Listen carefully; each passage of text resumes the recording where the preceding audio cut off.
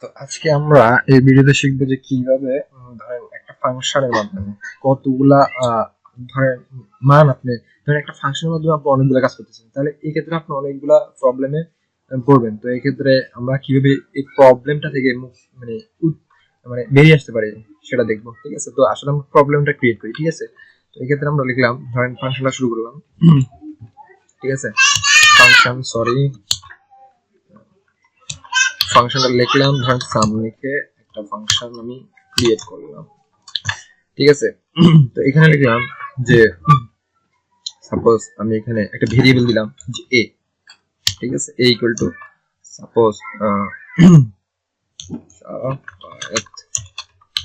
B, right? B is equal to, ঠিক আছে, আর ধরেন C is equal to mobile. তো যখন আমি ধরেন এই সামটাকে কল করব, ঠিক আছে, আমি এই প্রবলেমটা দেখাচ্ছি।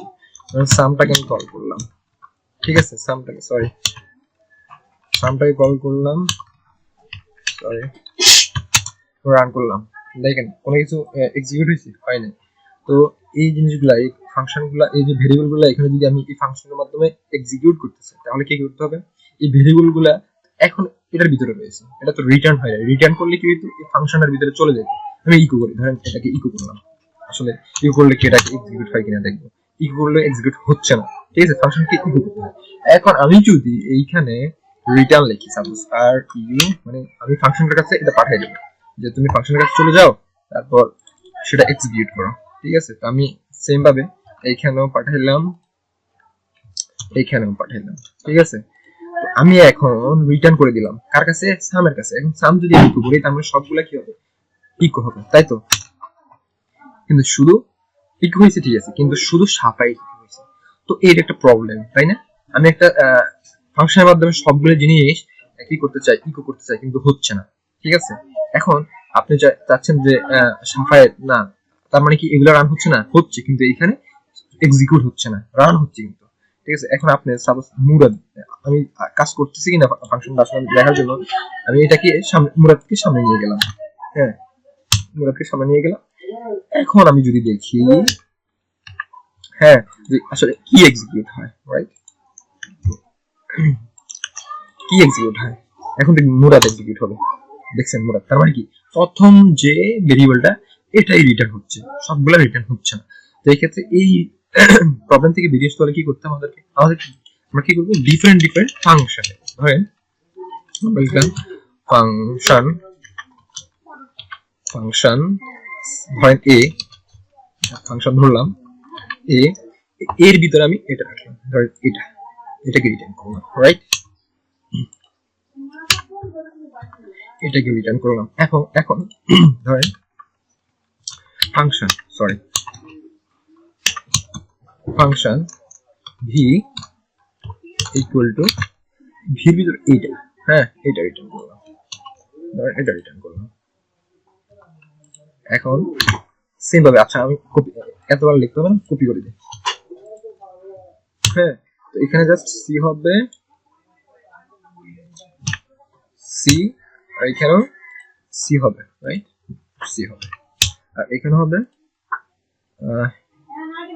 জুবান, রাইট? ঠিক আছে, আমরা এটা ডিলিট করে দিচ্ছি, রাইট? ঠিক আছে, তো রিটার্ন কিন্তু আলটিমেটলি হচ্ছে। এখন আমি যদি আলাদা আলাদা ভাবে ইকো করি তাহলে সবগুলো কিন্তু ইকো হবে, সেটা বুঝতে পারছেন? যদি না বুঝুন তাহলে দেখেন ইকো, হ্যাঁ, এ ফাংশনটা কল করলাম, ইকো, ঠিক আছে, নিউ লাইন একটা প্রিন্ট করি, ইকো নিউ লাইন প্রিন্ট করলাম, ইকো পরের ফাংশনটা কল করলাম, ঠিক আছে, এরপর ইকো নিউ লাইন প্রিন্ট করলাম, ইকো তারপরে পরের ফাংশনটা কল করলাম, রাইট? এখন দেখেন সবগুলো প্রিন্ট হচ্ছে, সাফায়েত, মুরাদ, জুবায়ের, ঠিক আছে, সবগুলো প্রিন্ট হচ্ছে। হ্যাঁ, তো এখন আমি যে এইভাবে প্রত্যেকটাকে আলাদা আলাদা ভাবে ইগো না করতে, তো কি করব? এইখান থেকে বেরিয়ে আসবো। এখান থেকে বের হতে হলে কি করতে হবে? এই জিনিসগুলো কেটে দিই, এগুলো আমার দরকার নেই। আমি কি করলাম? এইখানে ফাংশন গুলাকে ইকো করে দেবো। হ্যাঁ, ফাংশনটাকে আমি কি করতেছি, ধরেন এ কে লিখলাম, তারপর ঠিক আছে, তারপরে আমি ভি লিখলাম, সরি ভি, তারপরে আমি সিটাকে কল করলাম, রাইট? এখন আমি কি করব,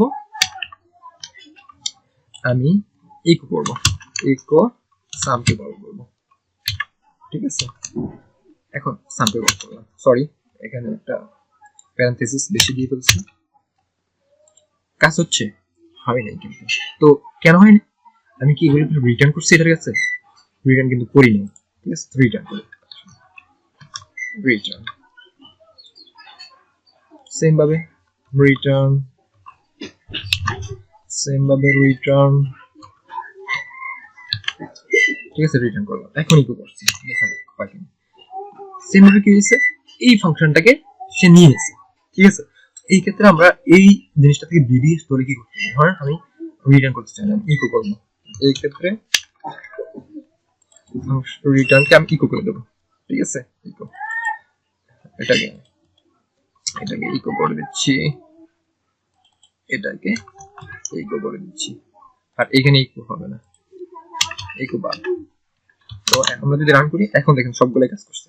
তার মানে কি, আমরা সবগুলা যেটা যেটা চাই প্রত্যেকটাকে আলাদা আলাদা ভাবে ফাংশনে নিয়ে নেব, নেওয়ার পর সবগুলা ফাংশনকে আমরা ইকো করে দেবো, এই ফাংশনটা আমরা ইনিশিয়ালাইজ করবো, ঠিক আছে? এখন ধরেন আমি চাচ্ছি যে এটা চেঞ্জ করতে অথবা এটা বাদ দিতে, ঠিক আছে? এটা আমার দরকার নেই, আমি ইউজ করতে চাই না, এটা ফালাই দেন।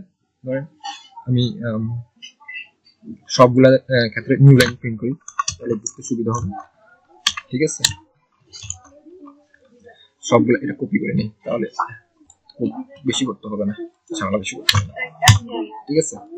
আমি যদি এখন রান করি, সরি, ঠিক আছে, দেখেন সবগুলো সাফাইট মোডে সবগুলো কিন্তু হয়েছে, কিন্তু আমি চাচ্ছি যে মানে এটা হবে না, মানে এই জিনিসটা রান হবে না, আমার এর দরকার নেই, ঠিক আছে? তো ধরেন এটা আমরা ইকো করবো না, এটা ফালাই দিলাম, ঠিক আছে? ফালাই দেওয়ার পর আমি যদি রান করি, তাহলে কি হইতেছে, মুরাদটা আর জুবাই ইকো হয়েছে, ঠিক আছে? এখানে স্পেস আছে, কারণ স্পেস দিয়ে রাখছি এই কারণে, ঠিক আছে? এখন স্পেস বাদ দিলাম, চলে গেল, ঠিক আছে? তো এইভাবে মূলত আমরা ছোট একটা বড় ফাংশনকে ছোট ছোট ফাংশনে ভাগ করে এই বড় সবগুলা ফাংশনকে একত্রে আমি যে কোনো একটা ফাংশনের মাধ্যমে কল করলে সবগুলা মূলত ফাংশন রান হবে, ঠিক আছে? তো এইভাবে আমরা যে কোনো বড় কাজকে ছোট ছোট ভাগে ভাগ করে নেব, ঠিক আছে? তাহলে আমরা খুব ইজিলি যে কোনো জিনিস সলভ করতে পারবো, ঠিক আছে? এইভাবে ট্রাই করবেন বিভিন্ন প্রবলেম সলভ করার, এই ঠিক আছে? ওকে, আল্লাহ।